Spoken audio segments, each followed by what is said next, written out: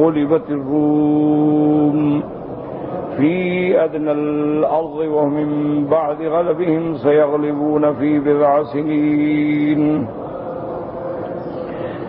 لله الأمر من قبل ومن بعد ويومئذ يفرح المؤمنون بنصر الله ينصر من يشاء وهو العزيز الرحيم وعد الله لا يخلف الله وعده ولكن أكثر الناس لا يعلمون ظاهرا من الحياة الدنيا وهم عن الآخرة هم غافلون. قال المؤلف والمفسر رحمه الله تعالى أدام النفع بعلومه وعلومكم في الدارين آمين إلى أن قال ولأصحاب القول الأول أن يجيبوا وانهازا بأن بلاده كانت قد خربت وتشعبت فما تمكن من وفاء نذره حتى أصلح ما ينبغي له إصلاحه وتفقد بلاده ثم بعد 4 سنين من نصرته وفي وفى بنذره والله أعلم. اب مفسر رحمۃ اللہ علیہ فرماتے ہیں کہ پہلے قول کے مطابق ان یجیبو جواب یہ ہوگا کہ اس کا بلاد، اس کا شہر، اس کے مدائن، اس کا ملک جو تھا بالکل خراب ہو گیا، ٹکڑے ٹکڑے ہو گیا، اس لیے وہ اپنی منت جو تھی وہ پوری نہ کر سکا جب تک کہ اس نے اپنے ملک کی اصلاح نہ کر لی. 4 سال کے بعد جب اس کی اللہ کی طرف سے مدد ہوئی، وفا بنذرہ، پھر اس نے اپنی منت پوری کی. واللہ اعلم والامر فی ھذا سہل قریب الا انه لما انتصرت فارس علی الروم ساء ذلك المؤمنین. اب مفسر فرماتا ہے کہ اس قول میں یہ تقریباً آسانی ہے، لیکن واقعہ یہ ہے کہ جب روم پر فارس غالب آ گئے تو مومنوں کو یہ بات جو تھی بڑی ناگوار گزری. فلما انتصرت الروم علی فارس، اور جب پھر روم فارس پہ غالب آ گئے، فرح المؤمنون بذلک، مومنوں کو روم کے غالب آنے کی خوشی ہوئی. لأن الروم اہل کتاب فی الجملہ، مجموعی طور پہ رومی جو تھے وہ عیسائی تھے، وہ اہل کتاب تھے. فہم اقرب الی المؤمنین من المجوس، وہ مومنین کے زیادہ قریب تھے بنسبت ان لوگوں کے جو آتش پرست تھے. کما قال اللہ تبارک و تعالی فی کتابہ و کلامہ لتجدن اشد الناس عداوة للذین آمنوا اليہود والذین اشرکوا وَلَتَجِدَنَّ أَقْرَبَهُمْ مَوَدَّةً لِلَّذِينَ آمَنُوا الَّذِينَ قَالُوا إِنَّا نَصَارَى. تو اللہ پاک نے فرمایا لَتَجِدَنَّ أَشَدَّ النَّاسِ عَدَاوَةً، یعنی کافر تو نصرانی بھی کافر ہیں اور یہودی بھی کافر ہیں، لیکن جب ان دونوں کا تقابل کیا جائے تو یہودیوں کی عداوت جو ہے وہ شدید ہے بنسبت نصارہ کی. ربنا آمنا فاكتبنا مع الشاهدين. وقال تعالى هاهنا ويومئذ يفرح المؤمنون بنصر الله ينصر من يشاء وهو العزيز الرحيم. تو جس دن روم کو فتح ملی اس دن مومنوں کے لیے خوشی کا دن تھا، اور نصرت جو ہے وہ اللہ کے ہاتھ میں ہے، فتح جو ہے وہ اللہ کے ہاتھ میں ہے. جس کو چاہے فتح عطا فرمائے، جس کو چاہے شکست عطا فرمائے، چونکہ اسی کی ذات ہے جو ہر چیز پہ غالب ہے، اور وہی ہے جو اپنے بندوں پہ مہربانی فرمانے والے ہیں. وقال ابن ابي حاتم حدثنا ابو زرعه قال حدثنا صفوان قال حدثنا الوليد قال حدثني سعيد الكلابي قال سمعت العلاء بن الزبير الكلابي يحدث النبي قال رأيت غلبة فارس الروم ثم رأيت غلبة الروم فارس ثم رأيت غلبة المسلمين فارس والروم كل ذلك في 15 سنة. علاء بن الزبیر الکلابی اپنے باپ سے روایت کرتے ہیں، وہ فرماتے تھے کہ میں نے وہ موقع بھی دیکھا جب فارس روم پہ غالب آ گئے. پھر میں نے وہ زمانہ بھی دیکھا جب روم فارس پہ غالب آ گئے، پھر میں نے وہ زمانہ بھی دیکھا جب مسلمان جو تھے وہ فارس پہ اور روم دونوں پہ غالب آ گئے۔ تقریباً یہ سارے واقعات جو ہیں 15 سال کے اندر اندر ہو گئے، یعنی پہلے فارس غالب آ گئے، اس کے بعد پھر روم غالب آ گئے، اور پھر اللہ تبارک و تعالی نے جب اسلام کو طاقت و قوت بخشی تو اللہ کی رحمت و نصرت سے مسلمان جو تھے انہوں نے فارس پہ بھی غلبہ حاصل کیا اور روم پر بھی غلبہ حاصل کیا۔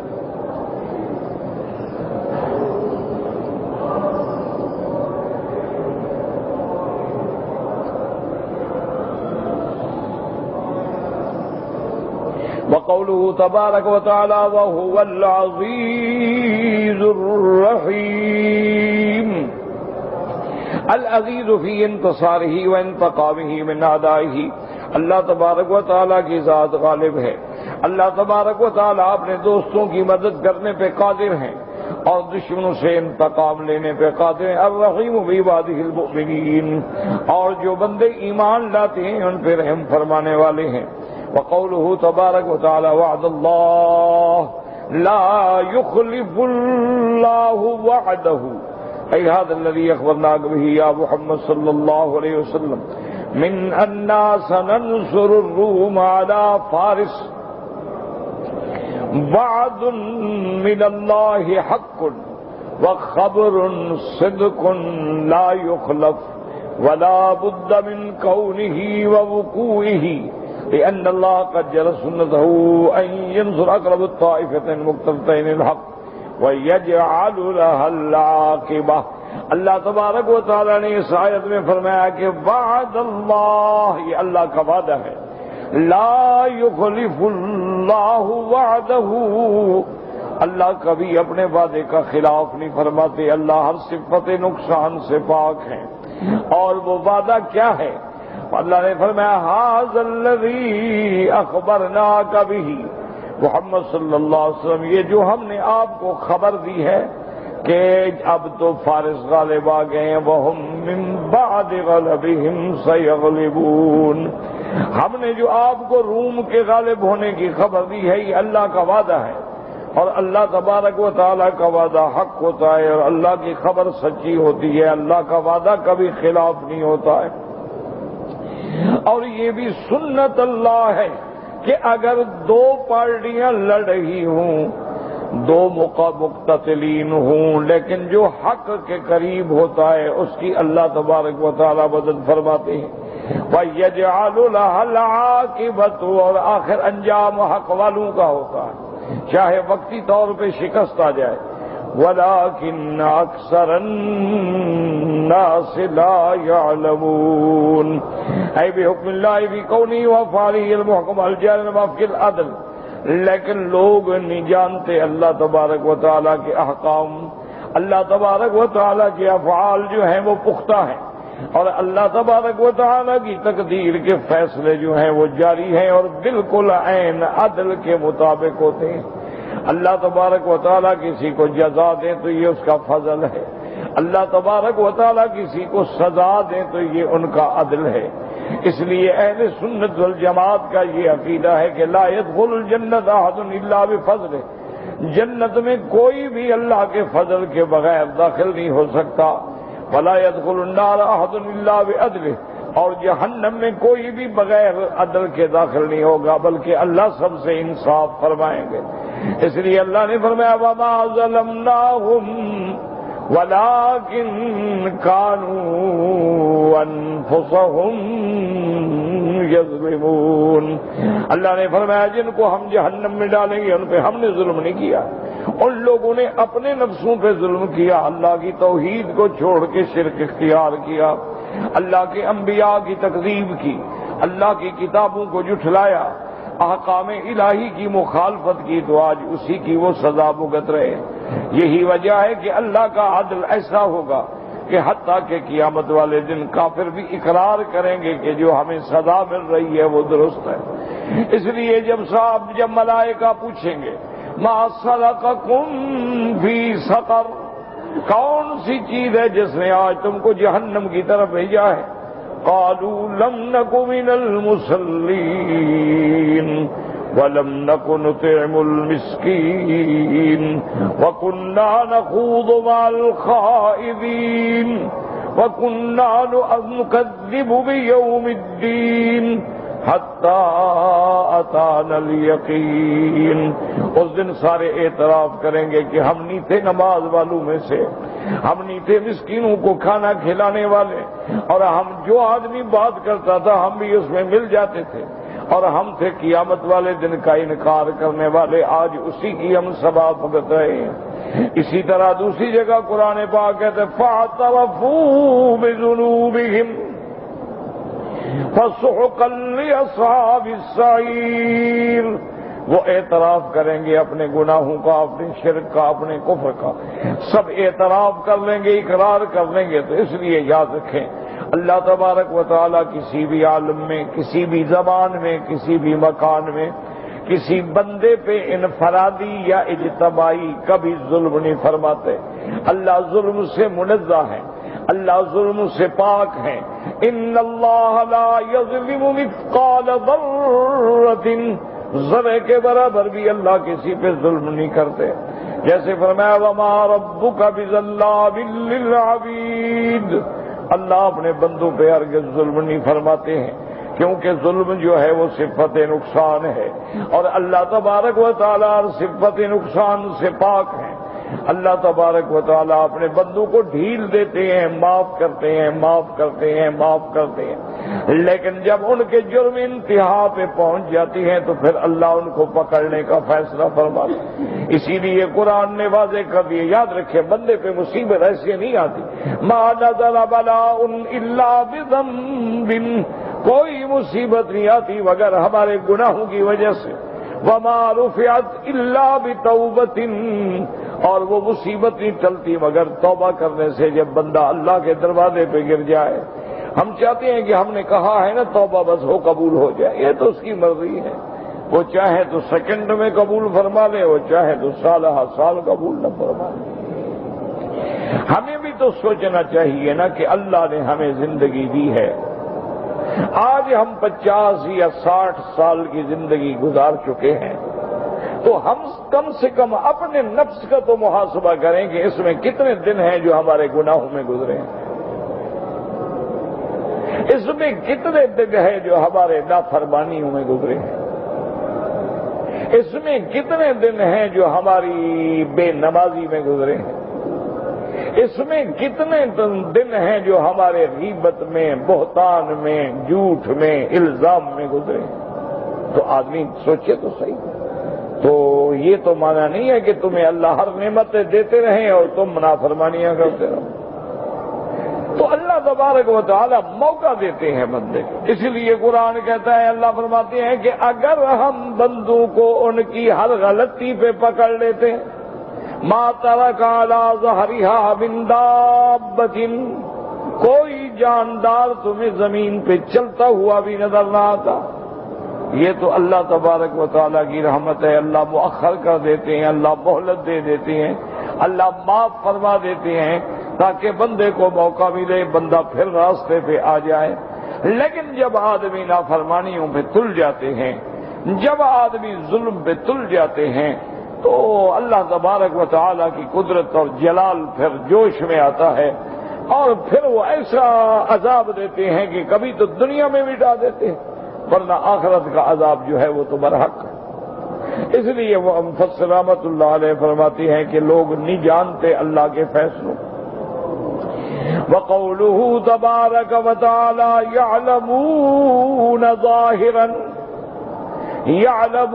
ظَاهِرًا مِنَ الْحَيَاةِ الدُّنْيَا وَهُمْ عَنِ الْآخِرَةِ هُمْ غَافِلُونَ، اے اکثر الناس لیس لهم علم بالدنیا واقسامها وشؤونها وما فيها وهم عزاق اذکیاء فی تحصیلها ووجوه مقاصدها وهم غافلون فی امور الدین وما ينفعهم في الدار الاخرہ كان هذا مغفل لا ذہن له ولا فکرتا۔ اللہ پاک نے فرمایا لیکن دنیا میں اکثر لوگ ایسے ہیں کہ ان کو دنیا کمانے کا تو بڑا ڈھنگ آتا ہے کہ زمین کیسے بنائیں، کاشت کیسے کریں، پیسہ کیسے بڑھائیں، کس جگہ پلاٹ خریدے مہنگا بکے گا، کس جگہ دکان بنائے تو کرایہ بڑا ملے گا، یہ بڑا جانتے ہیں۔ اور دنیا کے اندر سے زمین سے معادن ہے، سونا ہے، چاندی ہے، دھاتے ہیں، دریاؤں کے اندر سے موتی ہے، یہ تو نکالنا جانتے ہیں۔ اور دیکھیں گے پہاڑ کھود کھود کے انہوں نے ڈائمنڈ نکالا ہے، زمرد نکالا ہے، یاقوت نکالا ہے، پھر اس کو کیسے کٹنگ کرنی ہے، کیسے بنانا ہے، کیسے زیوروں میں لگانا ہے، یہ سارے باریک باتیں جانتی ہیں۔ ایک آخرت ان کو سمجھ نہیں آتی، ایک ان کو اللہ تبارک و تعالیٰ کا قرآن اور دین سمجھ نہیں آتا۔ اس لیے فرمایا وَهُمْ عَنِ الْآخِرَةِ هُمْ غَافِلُونَ، یعنی دین کے معاملے میں بڑے ناسمجھ ہیں۔ وَمَا يَنْفَعُهُمْ فِي الدَّارِ الْآخِرَةِ، اور وہ اعمال جو ان کو آخرت میں فائدہ پہنچائیں ان سے بڑے غافل ہیں۔ كَأَنَّ أَحَدُهُمْ مُغَفَّلٌ، ایسے ہیں کہ بالکل ذہنی نہیں، دماغی نہیں، کبھی سوچا ہی نہیں۔ اور اگر کوئی بندہ توجہ بھی دلا دے تو کہتے چھوڑو یار، کس نے دیکھا ہے، کون کہتا ہے کہ مرنے کے بعد اٹھیں گے، بس کھائیں گے پیئیں گے مر جائیں گے خامخواہ، بس ختم ہوگی بات۔ کوئی آدمی ان کو توجہ بھی دلائے تو توجہ کرنے کے لیے بھی تیار نہیں۔ اور دنیا کی بات کوئی بتا دے کہ بھائی آپ ایسا کریں، فلاں جگہ پیسہ لگائیں نا، بس پیسہ ہی پیسہ، وہ پھر دوبارہ آ جائیں گے، اچھا حضرت وہ آپ نے کیا مشورہ دیا تھا، اچھا وہ ہم پیسے کیسے لگائیں، ہمارا پیسہ محفوظ کیسے رہے گا، ڈوب تو نہیں جائے گا، فراڈ تو نہیں ہوگا، نقصان کس میں، تو بڑے سمجھدار ہیں۔ یعنی آپ نے دیکھا نہیں کہ اب پیتل ہے، بھی پیتل کو پھر ہم نے کس کس کام میں لگانا ہے، لوہا ہے ہم نے اس کو کس کس کام میں لگانا ہے، چاندی ہے اس سے ہم نے کیسے زیور بنوانے ہیں، سونا ہے اس کو ہم نے کیسے استعمال کرنا ہے، دریاؤں کے اندر سیب میں موتی ہے وہ کیسے ہم نے نکالنے ہیں، شہد کی مکھی ہے چھتے سے شہد کیسے نکالنی ہے، اس کو ہم نے کیسے صاف کرنا ہے، یہ تو ساری باتیں جانتے ہیں۔ گاڑی کیسے چلانی ہے، سائیکل کیسے چلانا ہے، جہاز کیسے ایک ان کو صرف اللہ رسول کا پتہ نہیں۔ وجہ یہ ہے کہ اس طرف سے وہ غافل ہے، اور پھر جب ان کی غفلت انتہا کو پہنچتی ہے تو اللہ بھی مہریں لگا دیتے ہیں۔ ختم اللہ علی قلوبہم وعلی سمعہم وعلی ابصارہم غشاوۃ، اس لیے اسی پہلی آیت میں اللہ نے فرما دیا کہ میرے محبوب اب آپ ان کو ڈرائیں یا نہ ڈرائیں سواء علیہم، برابر ہے، اانذرتہم ام لم تنذرہم لا یؤمنون۔ آج اپنے اپنے گھروں پہ آنکھیں بند کر کے نظر ڈال لیں، مسلمان ہیں، مسلمانوں کی اولاد ہے، ماں باپ مسلمان ہیں، دادا پر دادا نانا پر نانا مسلمان ہیں، باپ دادا نمازی ہیں، بیٹے کو کہتے سنتا ہی نہیں، جو مرضی آئے گا وہ اس کے دماغ میں یہ نماز والی بات نہیں بیٹھتی۔ اس کو یہ پتا ہے کہ آج 2007 میں موبائل کا کون سا ماڈل اچھا ہے اور کون سا کپڑا ابھی نیا آیا ہے، اس کو یہ پتا ہے کہ آج جدید 2007 کا فیشن کا تقاضا کیا ہے، اس ساری باتوں کا پتا ہے۔ نماز کی بات کا اچھا ٹھیک ہے نکل جائے گا۔ کتنے مسلمان ہیں جب اذان ہوتی ہے دروازہ بند کر کے اندر بیٹھ جاتے ہیں، کتنے مسلمان ہیں جب نماز ہوتی ہے گھر چلے جاتے ہیں تاش کھیل رہے ہیں، کتنے مسلمان ہیں جب نماز ہوتی ہے وضو کا بہانہ کر کے جائے گا لیٹرین میں سگریٹ جلا کے بیٹھا رہے گا، نماز ختم ہوگی وہ بھی باہر نکل آئے گا چونکہ اس ٹائم مجبور ہے، دروازہ کاروبار کا کھول نہیں سکتا۔ کتنے مسلمان ہیں بستہ لگانے کے لیے حرم کے باہر کھڑے رہتے ہیں، نماز نہیں پڑھتے کہ اگر میں نماز پڑھنے گیا جگہ چلی جائے گی۔ کتنے مسلمان ہیں جو سرزمین حرم میں رہتے ہوئے حاجی کو دھوکہ دیتے ہیں، کتنے مسلمان ہیں جنہوں نے حاجیوں کو قربانی اور دم کے بہانے سے لوٹا ہے، کتنے مسلمان ہیں جنہوں نے حاجیوں کے سودے کیے ہیں، جگہ میں، بکریوں میں، قربانیوں میں، دم میں، کھانے میں، کہ حاجیوں سے کنٹریکٹ ہو گیا آپ کو کھانا دیں گے 10 ریال کا اور 8 ریال پہ ہوٹل سے طے کر کے دے رہا ہے، اپنا کما رہا ہے۔ تو یہ تو اللہ کے مہمان ہیں، مدد بھی کر سکتے ہو تو ان کو جو اصل بات ہے وہی تو بتا دو۔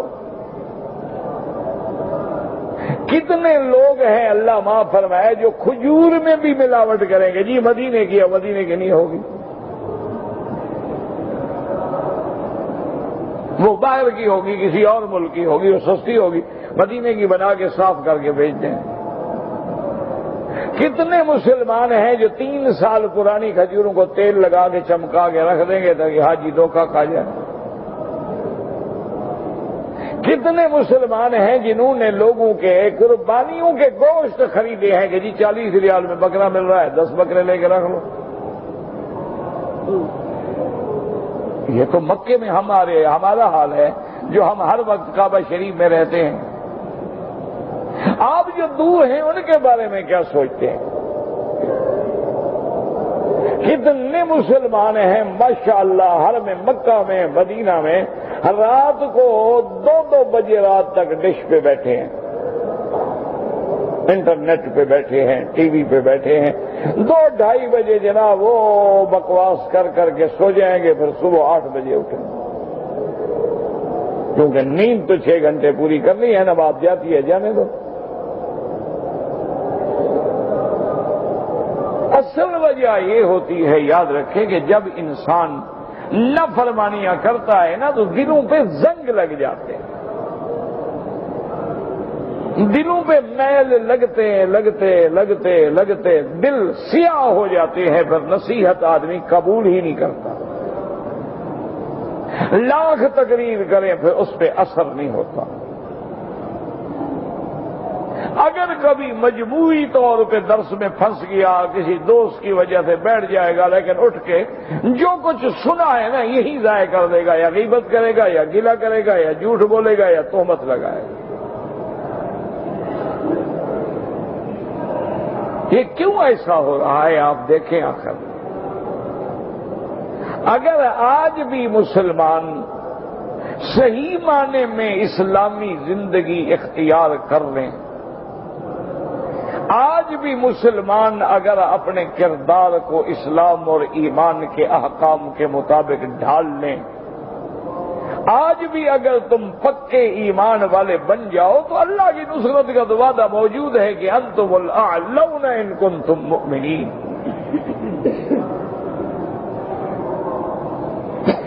آپ دیکھیں کہ بیت المقدس پر سیدنا امیر المؤمنین عمر بن الخطاب رضی اللہ تعالی عنہ نے جب فتح حاصل فرمائی، 1200 سال تک وہاں اسلام کی حکومت رہی،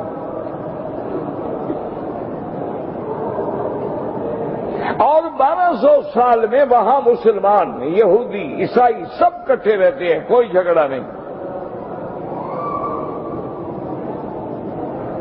کیونکہ عین عدل فاروقی نافذ تھا کہ ہر آدمی کا جو حق ہے اس کو ملنا چاہیے، وہ یہودی ہے، وہ عیسائی ہے، مسلمان ہے، کوئی بھی۔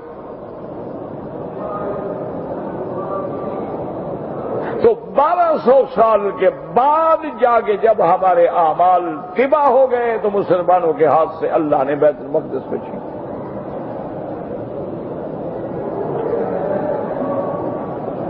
دیکھیں نا کہ جب اللہ کے اسی کعبے میں جس پہ بیٹھے ہو،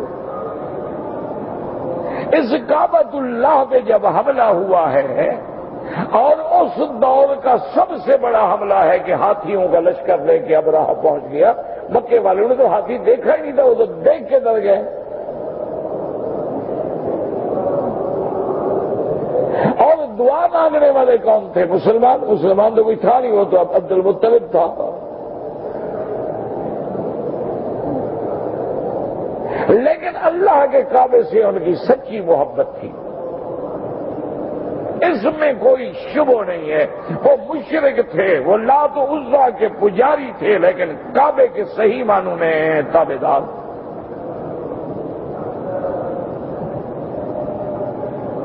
اللہ کے گھر سے ان کو ایسی عقیدت تھی کہ کعبہ چھوٹا کر دیا لیکن حرام کا پیسہ نہیں لگایا. اللہ کے کعبے کی اتنی عظمت تھی کہ عبد المطلب نے یعنی زمزم ملنے پہ اپنا بیٹا ذبح کرنے کے لیے تیار ہو گئے.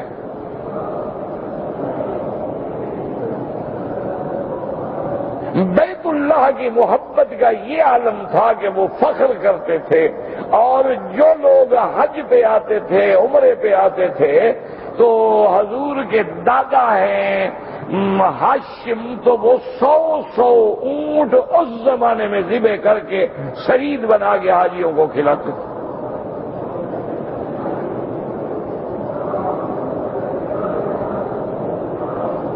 تو اب ابرہہ نے جب لشکر کا دیکھا تو عبد المطلب نے طواف کیا اور ملتزم پہ کھڑے ہو کے کہا کہ یا رب، آپ جانتے ہیں کہ ہم مکے والے مقابلہ نہیں کر سکتے. آج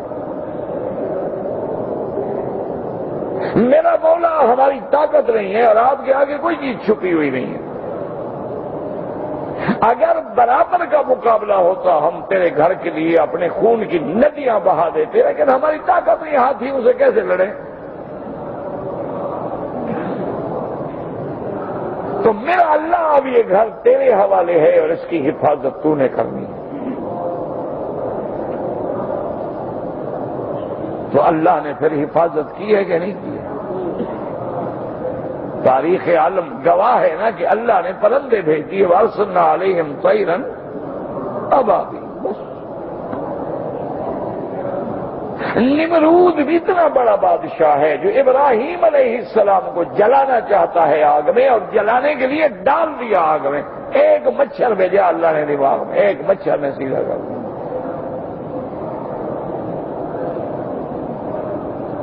ایک مچھر، وہ جناب یہاں سے داخل ہوا نا، سیدھا دماغ میں جا کے بیٹھ گیا. پتہ ہے علاج اس کا کیا تھا؟ علاج یہ تھا کہ بھی اس کو مارتے تھے، سر پہ مارتے نا تو مچھر چپ کر کے بیٹھ جاتا، اس کو آرام مل جاتا. آخر ہاتھوں سے تنگ آ گیا تو جوتوں کے ساتھ مارا جاتا. جوتا تو جوتا ہوتا ہے نا، نیا ہو یا پرانا ہو. ایک مچھر سے اللہ نے اس دشمن کو ہلاک کر ڈالا. فرعون اپنے اس دور میں کہتے ہیں 6 لاکھ کا لشکر تھا فرعون کے پاس. ان کو یعنی اللہ فرماتے ہیں کہ صرف فرعون نہیں، فرعون اور اس کے لشکر سب کو ہم نے اسی دریا میں غرق کر دیا. قوم عاد جن کو اپنی قوتوں پہ ناز تھا، ایک ہوا چلی ختم کر دیا. قوم سمود جن کو اپنی قوت و طاقت پہ ناز تھا، جبریل نے کھڑے ہو کے چیخ ماری، ختم ہو گیا. تو کیا اللہ آج کل ہوا نہیں چلا سکتے؟ اللہ آج پھر ابابیلوں کو مسلط نہیں کر سکتے؟ اللہ آج کسی مچھر کو حکم دے کے کافروں کے دماغ کو ٹھکانے پہ نہیں لا سکتے؟ لیکن وجہ یہ ہے کہ ہم مخلص نہیں رہے. ہمارے اندر ابراہیم ایمان والا تھا، نبی تھا، مخلص تھا، اللہ نے مدد کی. موسیٰ علیہ السلام سچا نبی تھا، مخلص تھا، اللہ نے مدد کی. اسی طرح آپ دیکھ لیں حضرت صالح علیہ السلام اللہ کا سچا نبی تھا. جب قیادت ایمان والی ہو، مخلص ہو، تو پھر اللہ کی مدد آ جاتی. باقی اگر 1 کروڑ مثلا آپ دیکھیں نا جی، آپ کے ایک ملک کی آبادی مثلا 18 کروڑ ہے، ان میں 1 کروڑ نمازی ہے تو کیا ہو گیا؟ 18 کروڑ میں اگر صرف 1 کروڑ نمازی ہے،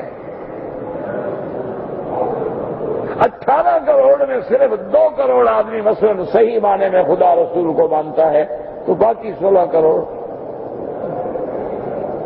تو آپ لاکھاطر لگائیں، لیکن گندگی جب زیادہ ہو تو اس کی بو تو غالب آ جائے گی.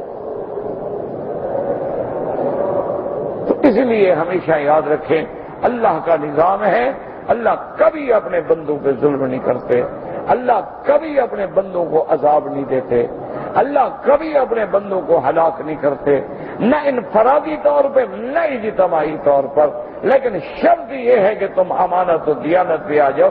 تاریخ عالم اٹھا کے دیکھ لے، حضرت یوسف علیہ السلام تو جیل میں بیٹھے ہیں، قید خانے میں بیٹھے،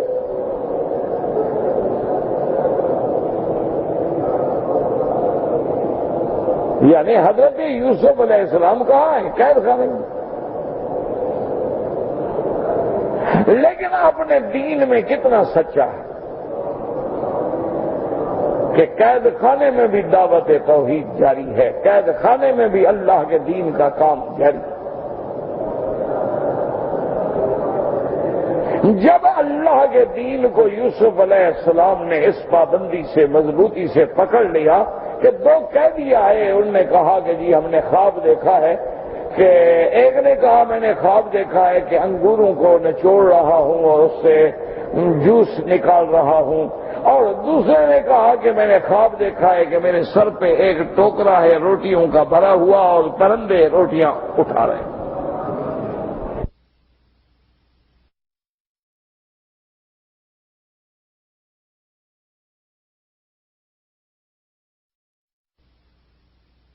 بادشاہ کا ساقی تھا اور ایک بادشاہ کے کچن کا داروغہ انچارج تھا، تو بادشاہ کو زہر دی گئی، سازش پکڑی گئی تو ان کو بھی جیل میں ڈال دیا گیا۔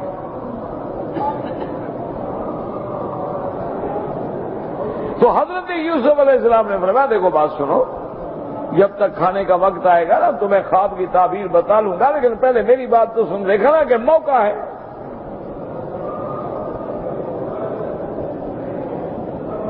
اس جیل میں قید میں بیٹھے ہیں، لیکن یا صاحبی السجن ارباب متفرقون خیر ام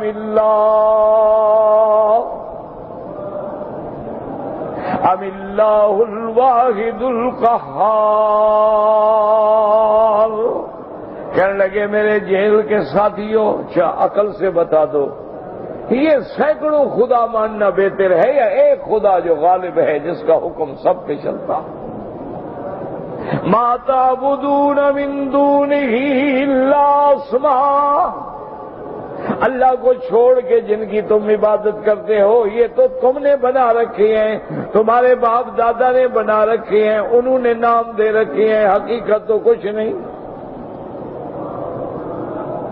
سب سے پہلے اپنے مشن پہ قائم رہ کے دعوت توحید دی، اس کے بعد انہیں خواب کی تعبیر بتائی کہ اما احدکما فیسقی ربہ خمرا واما الاخر فیسلب، کہ تم میں ایک جو ہے وہ تو دوبارہ اپنے عہدے پہ بحال ہو کے بادشاہ کو جا کے شراب پیش کرے گا، اور دوسرا جو ہے اس کو پھانسی دی جائے گی اور اس کے پرندے جو ہیں گوشت نوچ کے کھائیں گے۔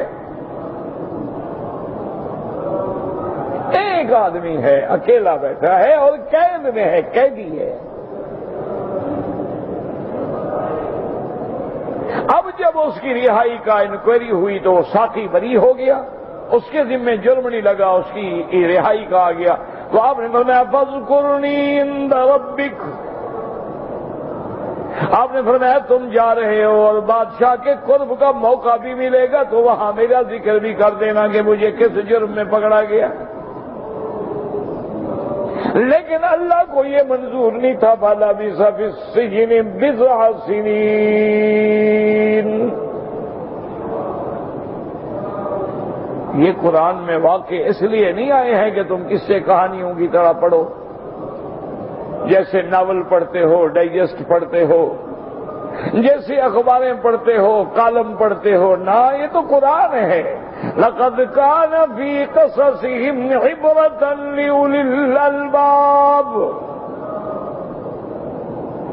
اللہ بتلاتا ہے کہ یہ نہ سمجھو کہ قیدی ہے، اکیلا ہے، طاقت نہیں، فوج نہیں، وہ کیا کر سکتا ہے؟ میں چاہوں تو اسی قیدی کو قید سے نکال کے تخت پہ بٹھا دوں۔ اللہ یہ سبق دے رہے ہیں، بتلا رہے ہیں کہ قرآن پڑھو تو عبرت پکڑو، سمجھو۔ اللہ نے ایک خواب دکھلایا اس وقت کے بادشاہ کو، یہ مصر کا قصہ ہے، وہ بھی فرعونہ میں سے تھا، فرعون تھا۔ اس نے خواب دیکھا، خواب دیکھنے کے بعد کہ 7 بڑے سرسبز گوشے ہیں اور ان کو آ کے خشک کھا جاتے ہیں، 7 بڑے بیل ہیں موٹے اور ان کو آ کے کمزور کھا جاتے ہیں۔ خواب دیکھا اور اس کے بعد سارے لوگوں کو بلایا، انہوں نے تعبیر دی، مطمئن نہ ہوا۔ جب خواب کی بات چلی تو ساقی کو یاد آ گئی بات۔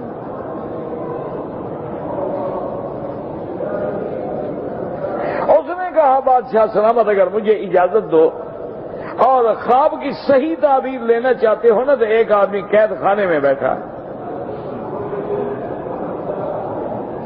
اس نے کہا فوراً جاؤ۔ یوسف علیہ السلام کے پاس آئے۔ یہ نبی کا کردار ہے، یہ نبی کی شان ہے۔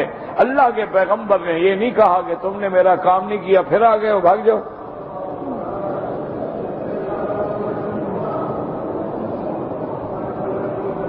آج کل کا کوئی مولوی ہوتا، کوئی پیر ہوتا، وہ کہتا ہے تم نے اس دن مجھے جھک کے سلام نہیں کیا، جاؤ دفعہ ہو جاؤ۔ حضرت نے فرمایا بتاؤ کیا خواب ہے؟ اس نے کہا یہ اشارہ ہے کہ 7 سال تمہارے ملک میں بڑی زرخیزی ہوگی، اس کے بعد قحط پڑے گی۔ تو یہ تعبیر لے کے آیا تو اس نے کہا کہ یہ بالکل بات ٹھیک ہے، اچھا جلدی کرو اس کو لے آؤ قید خانے سے، استخلص اور نفسی، میں اس کو اپنا مشیر بناتا ہوں۔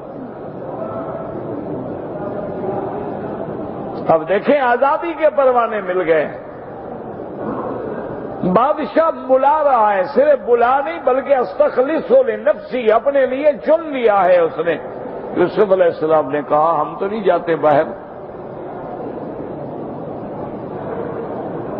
کہا کیوں؟ نے کہا پہلے فیصلہ تو کرو میرا جرم کیا تھا؟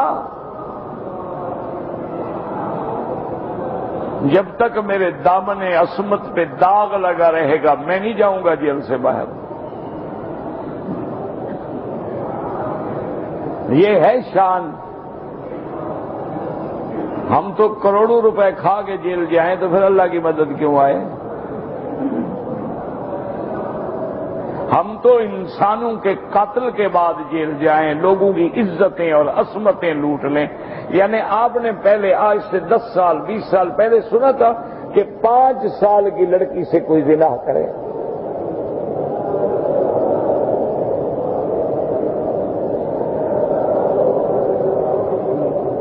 پھر بھی ہم کہتے ہیں جی اللہ کی رحمت نہیں آتی، مسلمان بڑے ذلیل ہو رہے ہیں تو کیا ہوں، ذلیل نہیں ہوں گے ہم تو کیا ہوگا؟ انا للہ و انا الیہ راجعون۔ انہوں نے کہا جی میں نہیں جاتا جیل سے باہر۔ سب سے پہلے فیصلہ کرو جس الزام میں مجھے جیل بھیجا گیا میرا قصور کیا ہے؟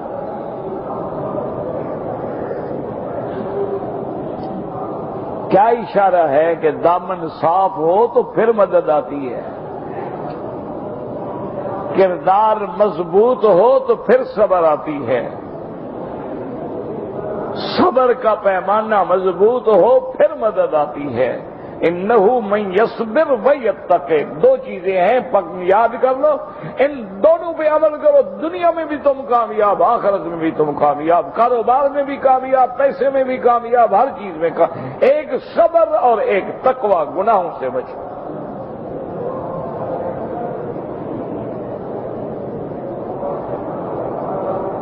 ایک چھوٹی سی مثال ہے، ایک آدمی حجام تھا، سالون تھا، اس کا دکان تھی، وہ میرے جیسے کسی مولوی کی تقریر کی آ گیا، اس نے کہا یار داڑھی موڑنا شیو کرنا حرام ہے اور حرام کا پیسہ حرام ہوتا ہے۔ دل میں بیٹھ گئی، توبہ کر لی کہ آج کے بعد داڑھی کسی کی نہیں موڑوں گا، شیو نہیں کروں گا۔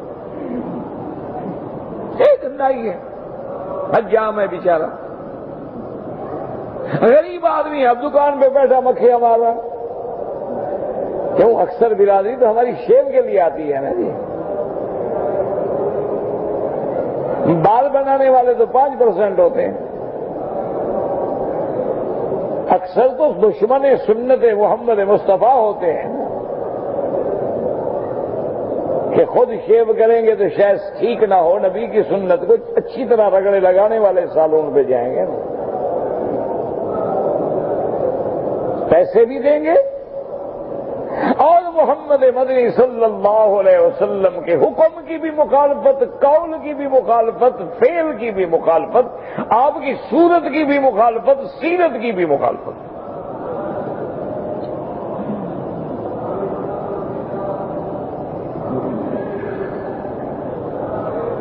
حضرت یوسف علیہ السلام نے انکار کر دیا۔ بادشاہ نے کہا یار یہ کون قیدی، کیسا قیدی ہے، یہ ایسا بلند کردار؟ انہوں نے کہا بلاؤ ساری عورتوں کو۔ سب کو بلایا، پوچھا واقعہ، انہوں نے کہا قلنا حاش للہ ما علمنا علیہ من سوء۔ انہوں نے کہا بادشاہ خدا کی قسم ہے ہم نے یوسف پہ کوئی برائی نہیں دیکھی، سب ہم نے مکر کیے۔ اب اصل باقی بچتی تھی وہ جو سب سے بڑا فتنہ تھا، جس نے سب سے پہلے حسن کا جال پھیلایا تھا۔ قالت امرأۃ العزیز، اب عزیز کی بیوی بھی بول پڑی کہ الآن حس حس الحق، اب تو حق کھل گیا ہے۔ انا راودتہ عن نفسہ، میں نے جال ڈالا، میں نے دروازے بند کیے، یوسف تو پاک ہے، نظر اٹھا کے بھی کبھی نہیں دیکھا۔ ہاں ہاں مسلمانوں، تم تقریریں سنتے ہو، درس سنتے ہو، کیا فائدہ ہے؟ آپ فیصلہ کر لیں، آج اللہ کے کعبے میں توبہ کر لو اور تجربہ کرو کہ 40 دن تیری نظر کسی غیر محرم عورت پہ نہ پڑے، پھر دعا مانگو، دیکھو کیسے منظور ہوتی ہے۔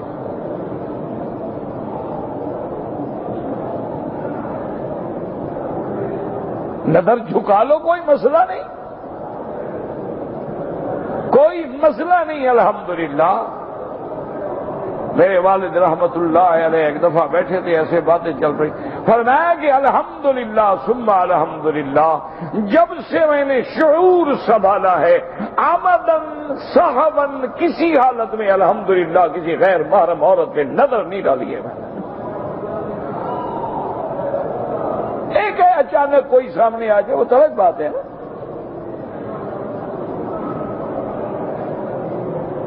اور فرمایا اللہ کا شکر ہے الحمدللہ، نہ کسی لڑکی سے نہ کسی لڑکے سے کبھی زندگی میں گناہ کیا ہے۔ ایسے لوگوں کو حدیث پڑھانی آتی تھی۔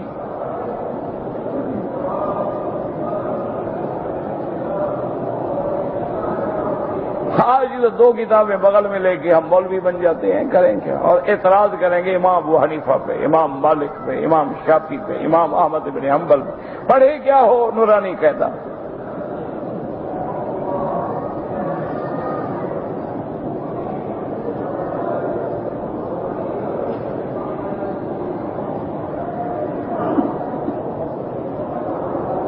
یہ ہے کردار کہ اب امرأۃ العزیز بھی بول پڑی، اس نے کہا میں نے جرم کیا ہے۔ بادشاہ نے کہا بلائیں، حضرت یوسف علیہ السلام آئے، انہوں نے کہا دیکھو تم پاک دامن ہو، تمہارے ذمے تمام الزام صاف ہو گئے ہیں، اور میں چاہتا ہوں کہ مہربانی کرو، تمہارے خواب کی تعبیر اور کردار کو دیکھ کر میں تمہیں نہیں چھوڑنا چاہتا، اب تم میرے مشیر بن جاؤ۔ آپ نے فرمایا دیکھو اگر تم مجھے رکھنا چاہتے ہو تو اجعلنی علی خزائن الارض،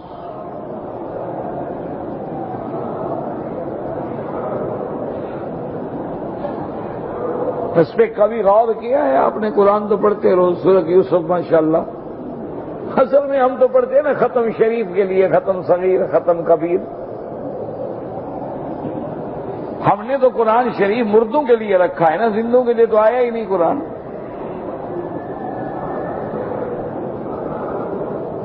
اس میں جو راز ہے، جو اشارہ ہے، کبھی کوشش کی ہے سمجھ، اجعلنی علی خزائن الارض انی حفیظ علیم۔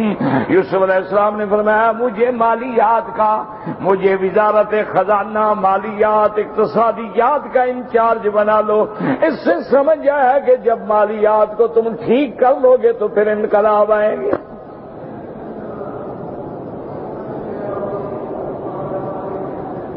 تمہارے مالیات ٹھیک نہ ہو، ساری رات تہجد پڑھو، لوگ کہیں گے وہ دیکھو تو داڑھی والا چہرہ، خیال کرنا، ایسے سودا نہ کرنا، بڑا بےایمان ہے۔ وہ باقی داڑھی والوں کو بھی ستیہ ناش ہو گیا. پہلی چیز ہے. اچھا پھر جب تمہارے ہاتھ میں مالی اور اقتصادی قوت نہ ہو کیا کرو گے؟ گھر میں روٹی نہ ہو کیا کرو گے؟ اس لیے حضرت یوسف نے بنیادی چیز مانگی اور ساتھ بتایا کہ میرے اندر اللہ نے 2 صفتیں رکھی ہیں. ایک میں حفاظت کرنے والا ہوں، تیری امانت میں خیانت نہیں ہوگی، اور اس کام پہ اللہ نے مجھے علم دیا ہے، اس کو میں جاننے والا ہوں. سمجھ آیا کہ اگر کسی کو ملازمت پہ رکھنا ہے، مشیر بنانا ہے، وزیر بنانا ہے، منیجر بنانا ہے، کسی کو معاملات 2 چیزیں دیکھو، کیا حفاظت کر سکتا ہے، خائن تو نہیں، اس چیز کا علم رکھتا ہے.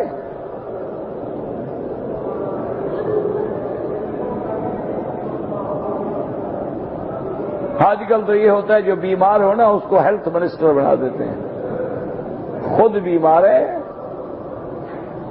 ہماری صحت کا ماشاءاللہ وہ انچارج ہے.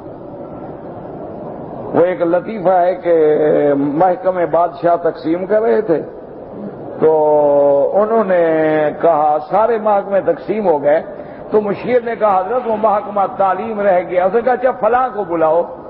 اس کو بلایا. اس نے کہا حضرت تو ویسے تو آپ بادشاہ ہیں، آپ کی مرضی، لیکن یہ تو انگوٹھا لگاتا ہے. اس نے کہا اسی لیے تو میں نے بلایا ہے اس کو. وزیر انگوٹھا لگاتا ہے، تعلیم کا محکمہ چلائے گا.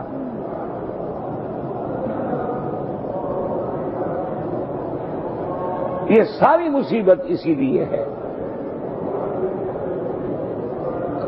بادشاہ نے جب حضرت یوسف کی بات سنی، اس نے کہا دیکھو یوسف علیہ السلام بات سنو، تم کیا خزانہ مانگتے ہو، سب کچھ تیرا، بس میں صرف بادشاہت کی کرسی پہ بیٹھے رہوں گا، یہ میری بادشاہت کی کرسی رہے قائم، باقی سب تم جانو، تمہارا کام جانے، میں کسی معاملے میں دخل بھی نہیں دیتا ہوں.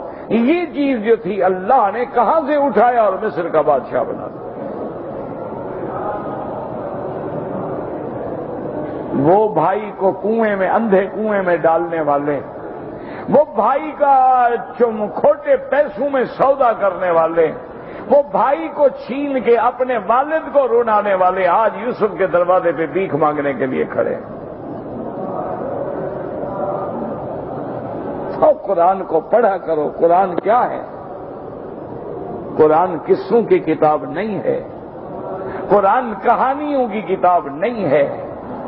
قرآن جو ہے اس میں عبرتیں ہیں، اس میں تذکرہ ہے، اس میں ذکر ہے، اس میں ہدایت ہے، اس میں موعظت ہے، اس میں نور ہے، اس میں شفا ہے. لیکن کوئی قرآن کو پڑھنے والا بھی تو ہو نا.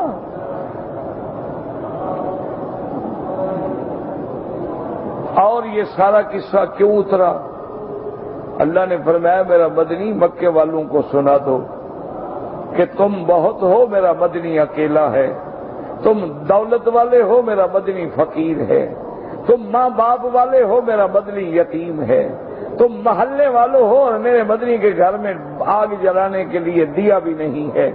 لیکن یاد رکھو جیسے یوسف کو اٹھا کے میں نے دنیا پہ کھڑا کر دیا تھا اور اس کے باپ جو اس کا باپ اور ماں اور بھائی سامنے آ کے کھڑے تھے اور جھک رہے تھے، ایک وقت آئے گا میں مدنی کو بھی اونچا کر دوں گا، تم سارے ہاتھ باندھ کے کھڑے ہو. اس لیے اللہ نے قرآن میں یہ لکھے ہیں واقعات، ایسے نہیں آئے اور پھر چشمے فلک نے دیکھ لیا نا کہ وہی باپ ہے اور ماں ہے اور اس کے بعد جناب آپ کی خالائیں ہیں، آپ کے بھائی ہیں اور وہاں آتے ہیں اور رواج اس ملک کے زمانے کے حکم کے مطابق وہ خروا لہو سجدن اور سجدے میں گر رہے ہیں، حضرت یوسف کے آگے جھک رہے ہیں.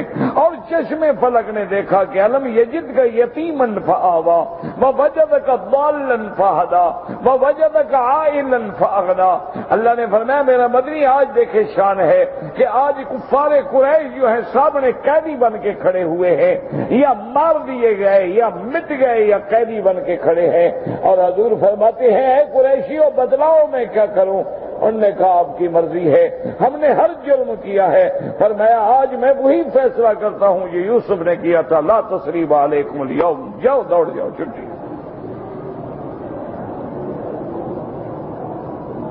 او اللہ کے بندو قرآن پڑھا کرو، قرآن میں غور کیا کرو. قرآن لڑانے کے لیے نہیں آیا، قرآن جوڑنے کے لیے آیا ہے۔ قرآن ہمیں گرانے کے لیے نہیں آیا، اٹھانے کے لیے آیا ہے۔ قرآن ہمیں ذلت دینے کے لیے نہیں آیا، عظمت دینے کے لیے آیا ہے۔ لیکن شرط یہ ہے کہ تم قرآن پہ عمل کرو۔ اس لیے فرماتی ہے وقال الحسن البصری واللہ يبلغ من أحد من الدنيا وأنه يقلب الدرهم على ظهره فيخبرك بوزنه ويسرع يصلي۔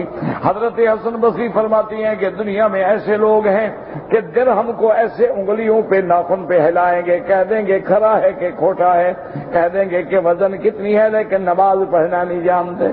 نوٹ دے کے بتا دیں گے کہ جیلی ہے کہ اصلی ہے، اس کی جناب لکیروں کو تصویروں کو بھی جانتے ہیں لیکن نماز پڑھنا نہیں جانتے ہیں۔ وقال ابن عباس بقوله يعلمون ظاهرا من حياة الدنيا ولا غافلون، یعنی الکفار يعرفون مراد الدنيا وهم الدين جهال۔ حضرت ابن عباس فرماتے ہیں کہ کافر لوگ جو ہیں ان کو دنیا بنانے کا، دنیا سنوارنے کا، زمینیں آباد کرنے کا، محل بنانے کا عقل تو ہے، لیکن ان کو اپنی دار آخرت کے بنانے کا کوئی عقل نہیں، اس سے غافل ہیں۔ واللہ اعلم۔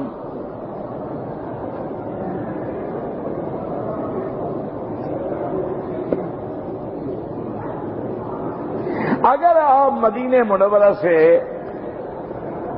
جانا چاہتے ہیں سیدھے جدہ چلے جائیں، کوئی عمرہ باندھنے کی، احرام باندھنے کی ضرورت ہی نہیں ہے۔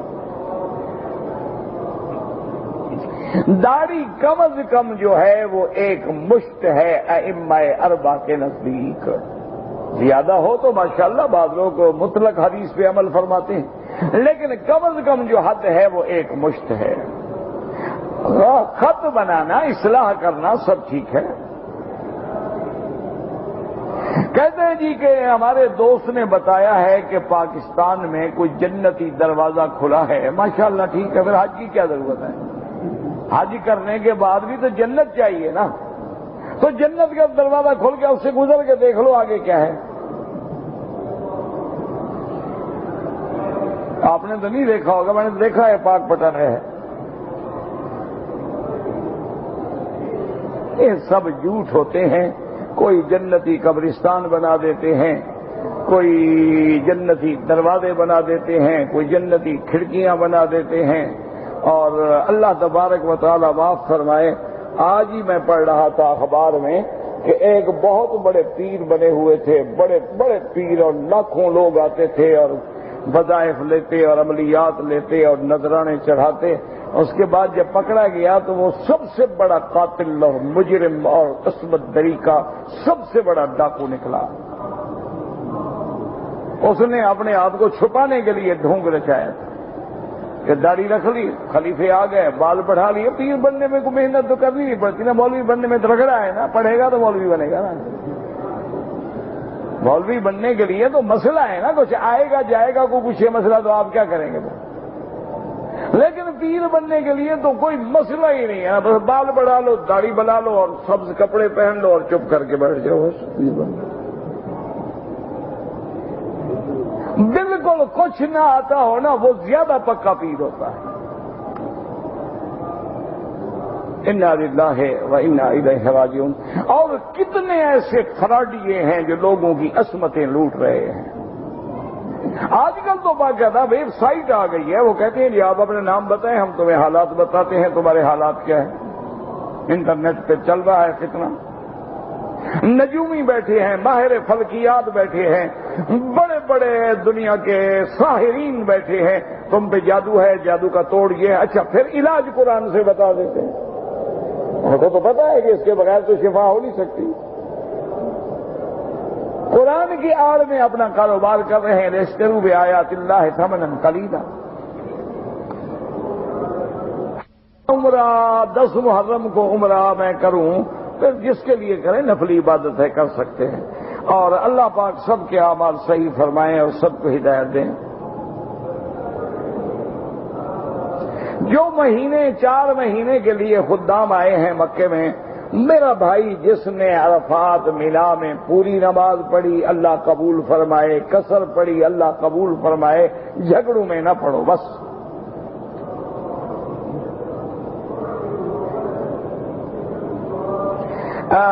مجھے کسی نے قرآن دیے ہیں، ٹھیک ہے، اچھی بات ہے، لے جائیں وہاں مسجدوں میں رکھیں، وقف للمسجد الحرام لکھا ہوا تھا، آپ کو کس نے دیا؟ اگر وہ اتھارٹی ہے دینے کی تو ٹھیک ہے، ورنہ نہیں، پھر واپس مسجد الحرام بھجوا دیں۔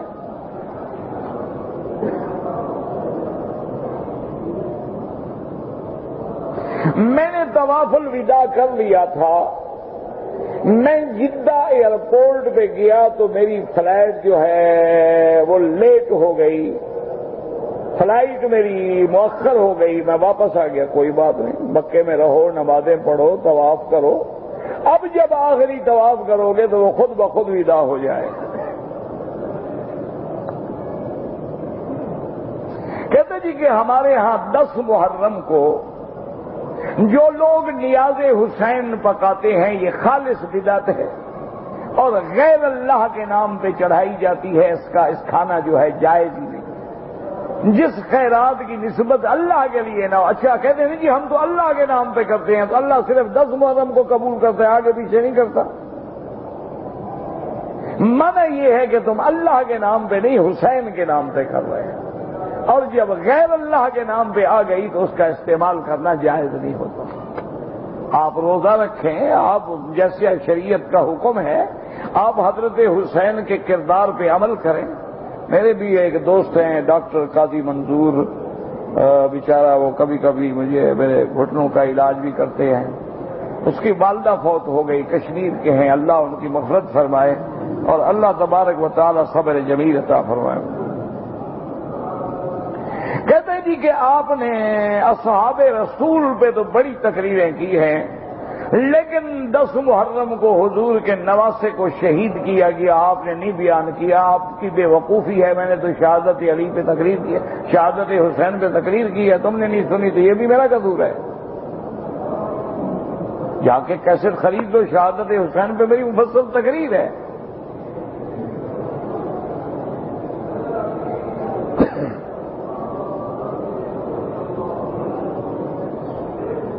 مکہ شہر میں جہاں بھی نماز پڑھو 1 کا لاکھ ملتا ہے، کیونکہ یہ حکم ہے مسجد الحرام کے لیے، اور مسجد الحرام کا اطلاق سارے مکے پر بھی ہے کہ انما المشرکون نجس فلا يقربوا المسجد الحرام بعد عامهم هذا۔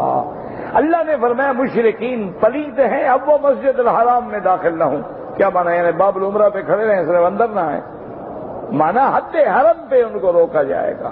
تو سارا حدود حرم جو ہے وہ مسجد الحرام ہے، جہاں بھی کوئی نماز پڑھے 1 کا لاکھ ملے گا۔ لیکن جو کعبے میں پڑھنے کی بات ہے وہ اس کا کون مقابلہ کر سکتا ہے؟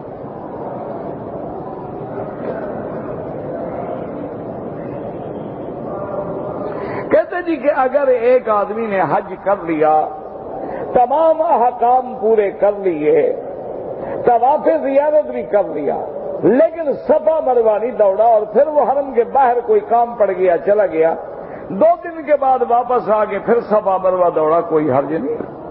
صفا مروہ کے لیے کوئی وقت معین نہیں ہے، بعد میں جب اللہ موقع دے، لیکن شرط یہ ہے کہ پہلے نفلی طواف کریں، نفلی طواف کرنے کے بعد اسی نیت سے کہ یا اللہ وہ جو حج کی میں نے صفا مروہ دوڑنی ہے وہ میں دوڑ رہا ہوں، اسی نیت سے اپنے کپڑوں میں صفا سے شروع کریں، مروہ پہ ختم کریں، 7 چکر پورے کر کے آپ کی صفا ادا ہو گئی اور آپ پر کوئی جرمانہ بھی نہیں ہے، تاخیر کی وجہ سے کوئی دم بھی نہیں ہے، اور صفا پہ دعائیں منظور ہوتی ہیں، مروہ پر بھی دعائیں منظور ہوتی ہیں۔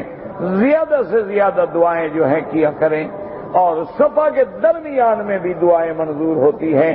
اصل میں بات تو یہ ہے نا میرا بھائی کہ اللہ نے ہمارے لیے حرمین الشریفین میں رحمت کے دریا بہا دیے ہیں، لیکن اب اگر ہم بدنصیب اس سے فائدہ نہ اٹھائیں تو ہماری کوتاہی ہے۔